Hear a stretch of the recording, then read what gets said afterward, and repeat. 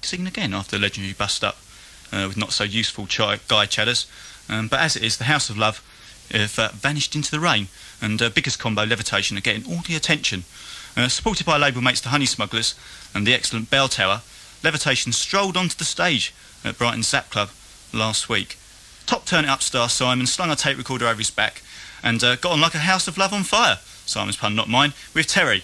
And here's what happened, and listen carefully or you'll miss stuff about schizophrenic school teachers, the Herbs and lots of other nonsense.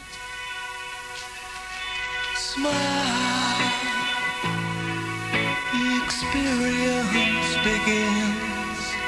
Smile, feel the warmth within. Sigh,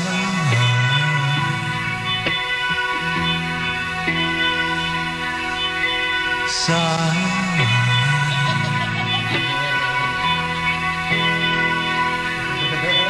Wash away your fears today.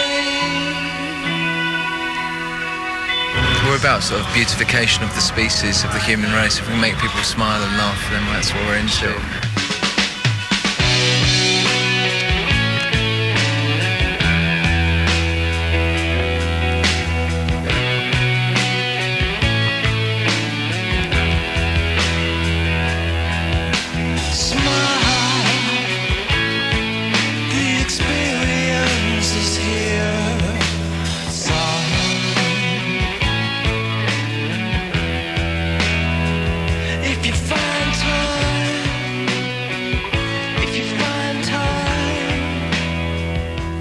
Known to improvise on stage. Isn't there a danger of songs breaking down if you improvise too much? No, not at all. We're competent enough. You know, we know what we're doing.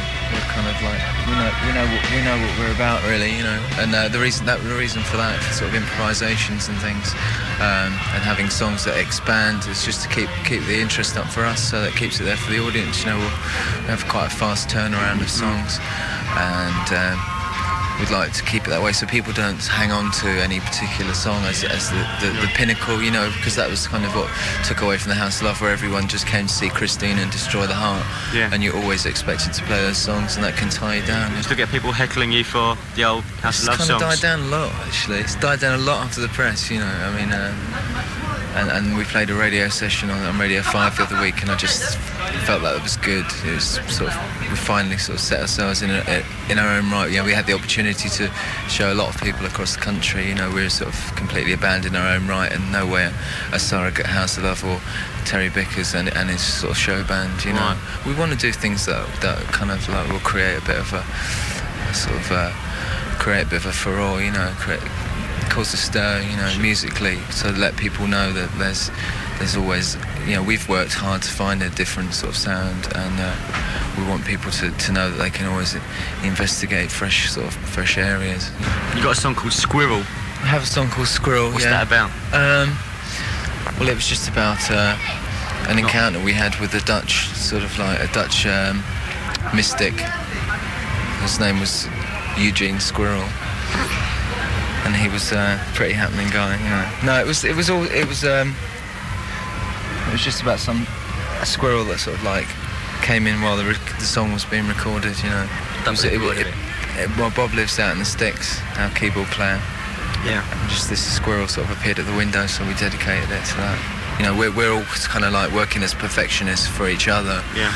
You know, and taking responsibility for someone else's instrument. Is like Dave is kind of quite a conductor when we rehearse and everything, and I've never known a drummer sort of take so much interest and active involvement in the musicality of a group rather than just the rhythm of a group. You know, I mean, Dave writes lyrics and everything. We share lyric writing and stuff.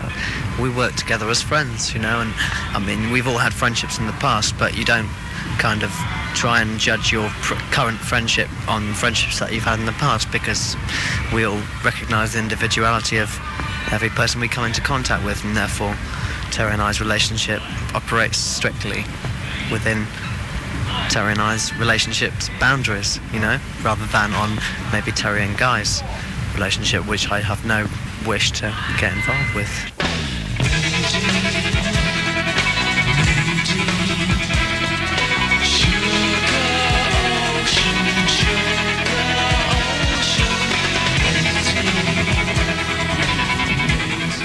we want to, you know, we're into sort of taking on the music business. Everyone is quite aware of the sort of pitfalls that exist, but we're into sort of taking on the music business, and you have to sort of like get into the centre of it and sort of eat away from the inside, you know, like James and the Giant Peach, you know.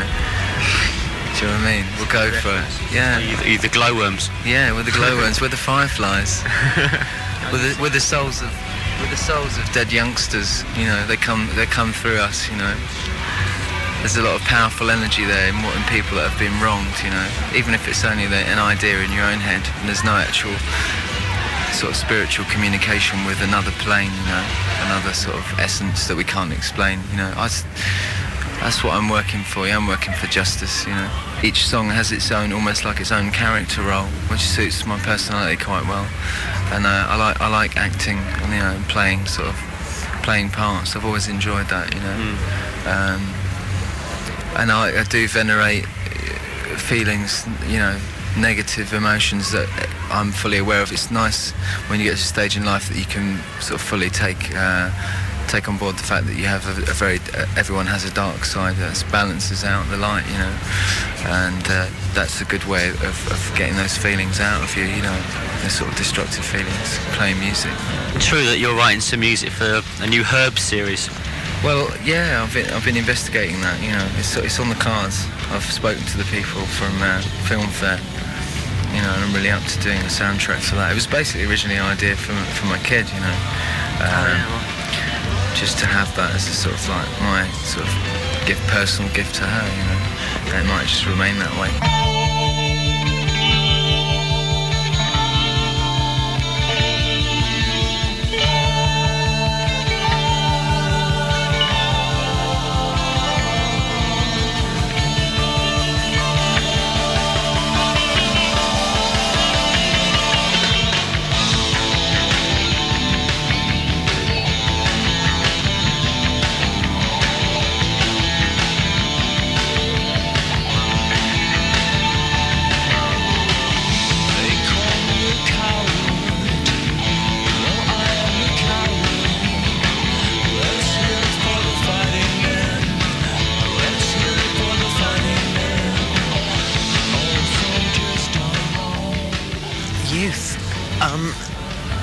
All I remember is at the age of 8 I was sent to the headmaster being caught in a toilet with two girls with their pants and my pants down, and I also remember when I was 7, this was my first brush with humanity, I guess, really.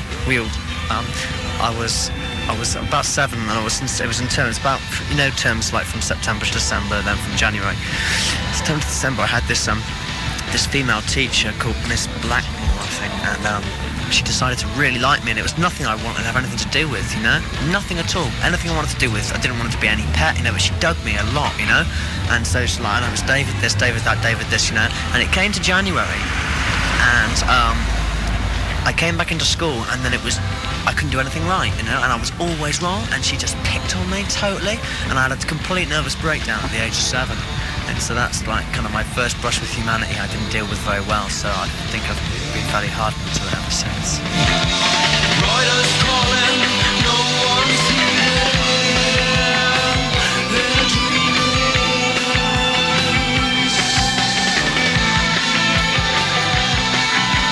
That was Terry Bickers of Levitation talking to Simon, and their Copelia EP is available now on the Ultimate Record label. And I think Dave was in there as well. Was it Dave? Yeah, Simon's given me, Mr. Roald Dahl himself's given me the nod, it was. Yeah, cheers to Simon for doing that. And we've had about 67 phone calls.